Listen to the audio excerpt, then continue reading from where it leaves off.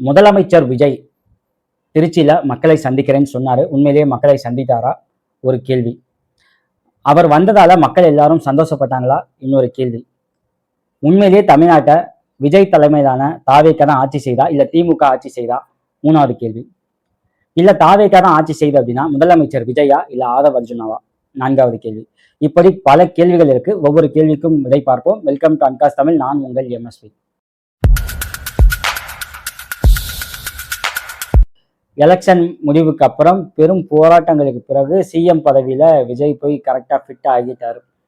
So ஒரு சிஎம்மா விஜயோட செயல்பாடு எப்படி இருக்கு அப்படிங்கிற சந்தேகங்களும் கேள்விகளும் பலருக்கும் இருக்கும், எல்லாருக்குமே இருக்கு. ஏன் அப்படின்னா தாவேக ஆட்சி அமைச்சதிலிருந்து கண்டினியூஸா சட்டம் ஒழுங்கு ரொம்ப மோசமா போயிட்டு இருக்கு. எங்க பார்த்தாலும் கொலை கொள்ளைன்னு கொடூரமா இருக்கு. ஸோ இதுக்கு அதிகாரிகள் சார்ந்து, அரசியல்வாதிகள் சார்ந்து, ஆட்சி சார்ந்து எந்த விதமான பதிலும் வரல அப்படிங்கிற ஒரு விஷயத்த நம்ம இங்க நோட் பண்ண வேண்டியதா இருக்கு. ஏன் அப்படின்னா ஒரு ஆட்சி நிர்வாகம் எவ்வளவு முக்கியம் அப்படின்னா, ஒரு தப்பான ஸ்கீம்ல சைனை போட்டாங்க அப்படின்னா எதுவுமே பண்ண முடியாது. ஃபார் எக்ஸாம்பிள் உதய் மின் திட்டம். உதய் மின் திட்டம்ல ஒரு பர்டிகுலர் பீரியடுக்கு அப்புறம் கம்பல்சரி இபி பில்லை இன்க்ரீஸ் பண்ணணும். அதான் அந்த ஸ்கீமோட மோட்டோவே. ஸோ அதில் சைன் பண்ணியாச்சு. ஜெயலலிதா இறந்ததுக்கு அப்புறம் இருந்த ஏடிஎம்கே கவர்மெண்ட் சைன் பண்ணியாச்சு. பண்ணதுக்கு அப்புறம் இப்போ வரைக்கும் நீங்க நினைச்சாலும் சரி நினைக்கலனாலும் சரி நீங்க இபி பில்லை இன்க்ரீஸ் பண்ணி தான் ஆகணும். ஆனா அந்த இன்க்ரீஸ் ஆன அமௌண்ட்டும் மக்கள் தலையில போய் விழாம ஸ்டேட் கவர்மெண்ட்டே பார்த்துக்கலாம். ஏன்னா அந்த காசை நான் கவர்மெண்ட் ஸ்டேட் கவர்மெண்ட் பே பண்ணிக்கோம், மக்களுக்கு நான் அந்த பேர்டனை கொடுக்க விரும்பலை அப்படின்ட்டு ஸ்டேட் கவர்மெண்ட் அந்த டெசிஷன் எடுக்கலாம். ஓகேங்களா? அப்படியான டெசிஷன் தான் ரொம்ப முக்கியமான விஷயம். ஒருவேளை ஸ்டேட் கவர்மெண்ட் கையை விரிச்சால் ஒன்றும் பண்ண முடியாது, மக்கள் தலையில அந்த பேர்டன் விழும். அதே மாதிரி நீட் எக்ஸாம் ஒரு முறை சைன் பண்ணியாச்சு. இப்போ நீட் எக்ஸாமை திரும்ப எடுக்க அவ்வளவு போராட வேண்டியதா இருக்கு. இப்படியான பல விஷயங்கள் இருக்கு. இந்த இடங்கள்ல தான் ஒரு அரசியல்வாதியோட ஒரு கையெழுத்து எவ்வளவு முக்கியம் அப்படின்னு நம்ம பார்க்குறோம். ஒரு அரசியல்வாதிக்கு எவ்வளவு அரசியல் நாலேஜ் இருக்கணும், எவ்வளவு திறமை இருக்கணும் அப்படிங்கிற பல விஷயங்கள் பார்க்கணும். ஆனா இந்த தாவேக கவர்மெண்ட் நீங்க பாருங்க, விஜய்க்கு உண்மையிலேயே பாலிடிக்ஸ் தெரியுதா இல்லையான்னு நமக்கு தெரிய மாட்டேங்குது. ஏன்னா அதற்கான எக்ஸ்போசர் விஜய் கொடுக்கவே மாட்டேங்கிறார். ஒரு செய்தியாளர் சந்திப்பு நடந்தால் மட்டும்தான் தன்னிச்சையா விஜயால பதில் சொல்ல முடியுமா, இல்ல ப்ரிப்பேர் பண்ணி தான் பேசக்கூடிய ஸ்டேஜ்ல விஜய் இருக்காரா அப்படிங்கிறத நம்மளால யூகிக்க முடியும். ஆனா அதற்கான வாய்ப்பை சிஎம் விஜய் கொடுக்கவே மாட்டேங்கிறார். சரி, அவரோட அமைச்சரவை எப்படி இருக்கு அப்படின்னா, எந்த அமைச்சருக்கும் ப்ரெஸ் எப்படி அட்ரஸ் பண்ணணும்னு தெரியல, அவங்க ஃபீல்டு பத்தின நாலேஜ் தெரியல. நம்ம எந்த துறைக்கு அமைச்சர், சிலருக்குலாம் நம்ம எந்த துறைக்கு அமைச்சர்னே தெரியல. இல்லை, பத்திரிகையாளர்கள் ஏதாவது கேள்வி கேட்டா நோ கமெண்ட்ஸ் அப்படிங்கிறாங்க. அதுக்கான பதில் இல்லை. எல்லாம் தலைவர் சொன்னபடி நடக்கும் அப்படின்னா தலைவர் என்ன சொன்னாரு, உங்க தலைவர் என்ன சொன்னாரு, அவர் என்ன சொன்னாரு, நீங்க என்ன செய்றீங்க, எதுவுமே தெரியல. இவங்களுக்கு என்ன பண்ணியிருக்காங்க அந்த தலைமையில இருந்து, எய்தர் அது விஜய் தலைமையா இருக்கட்டும், இல்லை இந்த ரூட் மீடியாவா இருக்கட்டும், ஆர் வாய்ஸ் ஆஃப் காமன்ஸ் ஆதவ் அர்ஜுனா டீமா இருக்கட்டும், அவங்களுக்கு என்ன சொல்லியிருக்காங்க அப்படின்னா, நீங்க மீடியா எந்த கேள்வி கேட்டாலும் நீங்க ஆன்சர் பண்ணாதீங்க, நீங்க தப்பா ஆன்சர் பண்றதுக்கு தெரியலன்னு சொல்லிட்டு போயிடுங்க அப்படிங்கிறது சேஃப்ங்கிற மாதிரி. தலைவர் முடிவெடுப்பார், தளபதி முடிவெடுப்பார் அப்படின்னு சொல்லிட்டு நீங்க கிளம்பிடுங்க, நீங்க எதுவும் பேசாதீங்கன்னு சொல்லிட்டாங்களோ அப்படிங்கிற சந்தேகம் நமக்கு வருது. ஏன்னா ஒரு மினிஸ்டர் கிடையாது, எந்த மினிஸ்டர்கிட்ட நீங்க செய்தியாளர் கேள்வி கேட்டாலும் அவங்கள்ட்ட ஆன்சர் கிடையாது, ஒரு ஆன்சரும் இல்லை, அந்த ஃபீல்டை பத்தின நாலேஜ் இல்லை. இப்பதானே வந்தாங்க, கத்துக்க மாட்டாங்களா? எங்க இது அரசியல். இவர் கத்துக்கிற வரைக்கும் இங்க பல கோடி மக்களோட வாழ்வாதாரம் பாதிக்கும். இவர் எப்போ கத்துக்கிட்டு இங்க எப்ப நல்ல ஸ்கீம் எது குட் ஸ்கீம் எதுன்னு சொல்லி திரும்பி பார்க்குறவங்கள பாதி பேருக்கு வயசாகிடும், பாதி பேர் செத்து போயிடுவான். அப்போ ஒரு மினிஸ்டர் அப்படிங்கிறது எவ்வளவு இம்பார்ட்டன்டான பொசிஷன் அப்படின்னு பாருங்க. இந்த கவர்னன்ஸ் சொல்லுவாங்க, அரசாங்கம்னு சொல்லுவாங்க. இந்த அதிகாரிகளோட அரசாங்கம் இருக்கு பாத்தீங்களா, அது ரொம்ப முக்கியமான விஷயம். ஏன்னா எந்த ஸ்கீம் எவ்வளவு வரும், எந்த ஸ்கீம் பெட்டர், எந்த ஸ்கீம் பாசிபிள் இல்லை, இப்படியான பல விஷயங்களை நீங்க அதிகாரிகளோட தான் டிஸ்கஸ் பண்ணணும். அந்த அதிகாரிகள் உங்களுக்கு ஒண்ணுமே தெரியாது, ஜீரோ நாலேஜ் பர்சன் அப்படிங்கிறத சென்ஸ் பண்ணிட்டாங்க அப்படின்னா உங்களை எப்படி டீல் பண்ணணும்னு அந்த அதிகாரிகளுக்கு நல்லாவே தெரியும். டெஃபினட்டா அவங்களுக்கு நல்லா தெரியும் உங்களை எப்படி டீல் பண்ணணும்னு. ஒரு ஸ்டேஜுக்கு மேல அந்த அதிகாரிகள் நீட்டுற இடத்துல கையெழுத்து போடும் ஒரு ஆட்களா மட்டும்தான் இங்க இருக்க மினிஸ்டர்ஸ் இருப்பீங்க. இது ஏன் இந்த ஸ்கீம், ஏன் இந்த ஸ்கீமோட பாதிப்பு என்ன, பிளஸ் என்ன, மைனஸ் என்ன, மக்களுக்கு இதனால என்ன நன்மைகள் வரும், இதோட தொலைநோக்கு பார்வை என்ன, இப்படி எந்த விஷயமும் வந்து அந்த அரசியல்வாதியால கேட்க முடியாது. ஏன்னா அந்த நாலேஜே கிடையாது.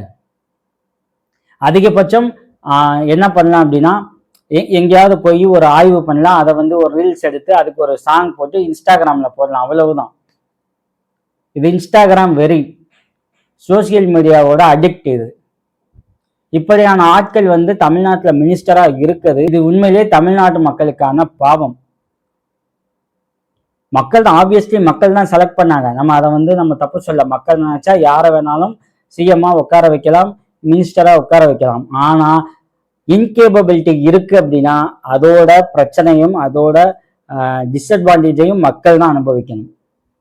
வேற என்ன பண்ண முடியும்?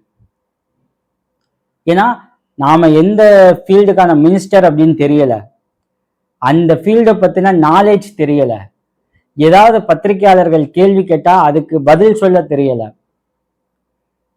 நோ கமெண்ட்ஸ் அப்படிங்கிறாங்க, தலைவர் சொன்னபடி செய்வோம் அப்படிங்கிறாங்க. எல்லாத்துக்கும் விஜய் சொல்லணும் அப்படின்னா மினிஸ்டரா நீங்க எதுக்கு இருக்கீங்க? எல்லா மினிஸ்டரும் விஜய்கிட்டயே இருக்கலாமே, எதுக்கு உங்களுக்கு தனித்துறை? சரி, விஜய் தான் ஏதாச்சும் அட்ரஸ் பண்ணுவாரு, பிரஸ் மீட் வைப்பாரு அப்படின்னா விஜயும் அதை செய்யறது கிடையாது. சரி, விஜய் வந்து 25 இயர்ஸ் 30 இயர்ஸ் வந்து ஒரு ஃபீல்ட்ல ஒரு பெரிய சூப்பர் ஸ்டாரா இருந்திருக்காரு. நம்ம அதை மறுக்கவே இல்லை. அவருக்கு நீங்க ஸ்கிரிப்ட் கொடுத்தீங்க அப்படின்னா நம்ம நிறைய படிச்சிருப்போம். விஜய் சைலண்டா இருப்பாருங்க, அமைதியா உட்கார்ந்து இருப்பாருங்க. அதை இப்போ ஸ்கிரிப்டை மைண்டுக்குள்ள ஓட்டிக்கிட்டே இருப்பாரு. டேக் ஆக்ஷன்னு சொன்னா வேற ஒரு விஜயை பார்ப்போம் அப்படின்ட்டு நிறைய இன்டர்வியூஸ், நிறைய நீங்க வந்து சினிமா நியூஸ் படிச்சிருப்பீங்க. இப்போ அதுதான் நடக்குது. இப்போ சேம் டிக்டோ அதை அப்படியே பாலிடிக்ஸ்ல பண்ணிட்டு இருக்காரு. இது எப்படி ஒர்க் அவுட் ஆகும்? சினிமாவும் பாலிடிக்ஸும் ஒண்ணா? சினிமால ஜெயிச்சாலும் அது விஜய்க்கு தான், சினிமால தோத்தாலும் அதனால விஜய்க்கு மட்டும்தான் லாஸ். ஆனா பாலிடிக்ஸ் அப்படியா? விஜய் இங்க தோத்தார் அப்படின்னா தமிழ்நாட்டு மக்களே தோத்த மாதிரி. ஏன்னா கர்நாடகா மேகதாது அணை பேசுறாங்க, விஜயோட ஸ்டாண்ட் என்ன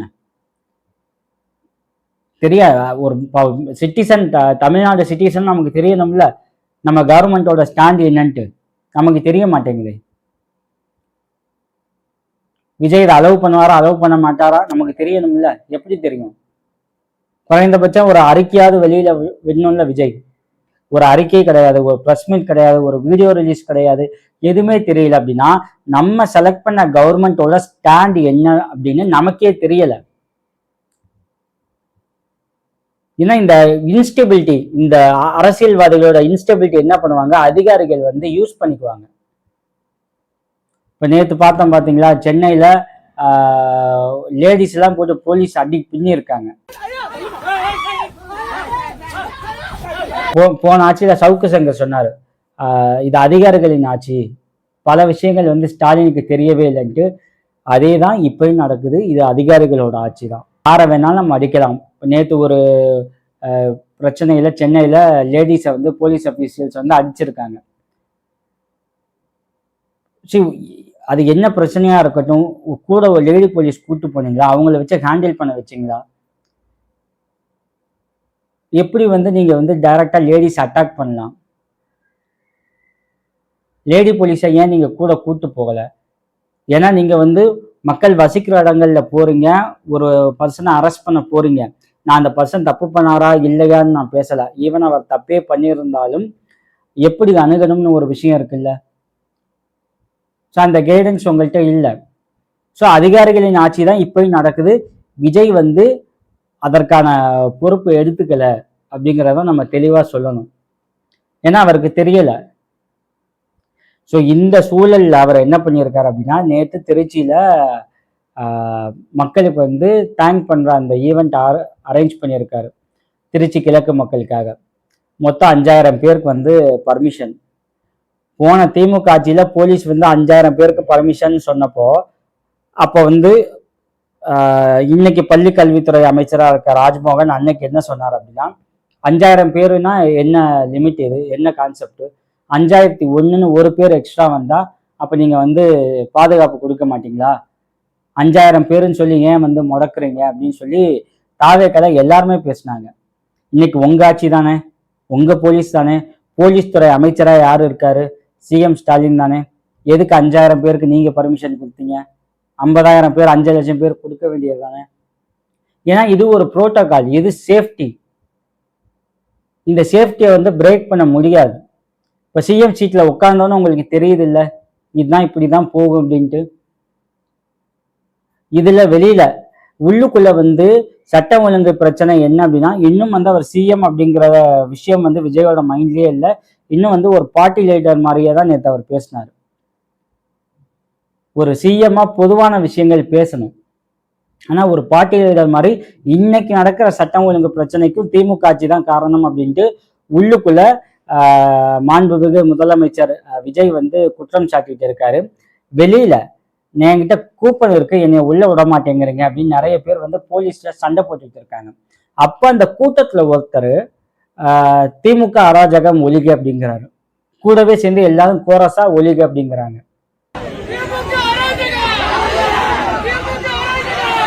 கவர்மெண்ட், தாவேகா கவர்மெண்ட், மக்கள் நீங்க செலக்ட் பண்ண உங்க அண்ணன் தான் இப்ப சிஎம்மா இருக்காரு.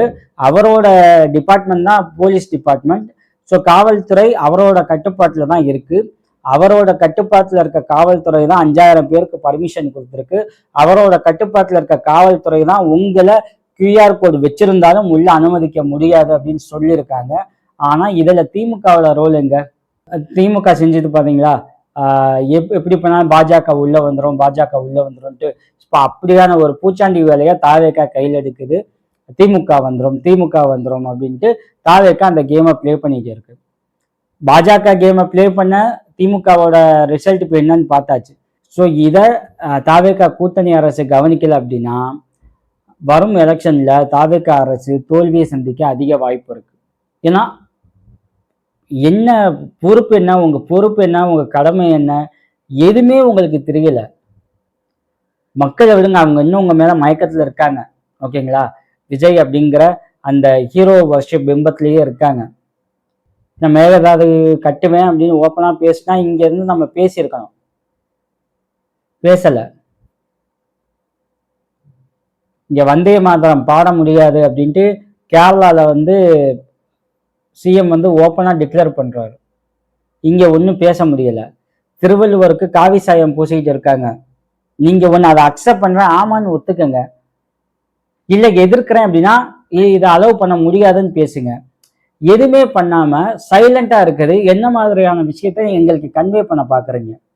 தமிழ்நாடு கவர்மெண்ட் ஒரு ஸ்டேபிளான கவர்மெண்ட், ஒரு விஷயத்துல என்ன ஸ்டாண்ட் எடுக்குது அப்படின்ட்டு அஸ் அ சிட்டிசனா எங்களுக்கு தெரியல அப்படின்னா என்ன மாதிரியான ஜனநாயகம் இது? அப்ப இதை சர்வாதிகார ஆட்சின்னு சொல்லாம வேற எப்படி சொல்ல முடியும்? இன்னும் திமுகவை காட்டி நீங்க வந்து பூச்சாண்டியை காட்டி குழந்தைக்கு சோறு ஊட்டுற மாதிரி திமுகவை காட்டி காட்டி நீங்க வந்து ஜெயிச்சுக்கலாம் அப்படின்னு நினைச்சீங்க அப்படின்னா அதை விட மோசமான ஒரு சிந்தனை எதுவுமே கிடையாது. ஏன் அப்படின்னா உங்களுக்கு திறமை இருக்கா இல்லையா அப்படிங்கிறத இன்னும் 4-5 மாசத்துல பப்ளிக் வந்து பீப்புள் தெரிஞ்சுக்குவாங்க. தன்னோட குழந்தை பட்னியா இருக்கு, தன்னோட குழந்தைக்கு பால் வாங்க முடியல, தான் வீட்டுல அடுப்பு எரியல அப்படிங்கிற ஸ்டேஜ் வந்துச்சு அப்படின்னா இன்னைக்கு உங்களுக்காக வாய்ஸ் கொடுத்த எந்த இன்ஃப்ளூயன்சரும் வாய்ஸ் கொடுக்க மாட்டாங்க. அன்னைக்கு நீங்க அண்ணன் விஜயா தான் இருக்க மாட்டீங்க. ஸோ இதெல்லாமே யோசிக்க வேண்டிய விஷயமா இருக்கு. இந்த கவர்மெண்ட் வந்து உண்மையிலேயே வந்து இதுக்கப்புறமாவது நம்ம பொறுப்பு என்ன, கடமை என்ன அப்படிங்கிற விஷயத்த புரிஞ்சு செயல்பாடா இருக்கணும், ஆக்டிவா இருக்கணும், மக்களுக்கு தேவையான நல்லதை செய்யணும், சட்டம் ஒழுங்கை வந்து காப்பாற்றணும்.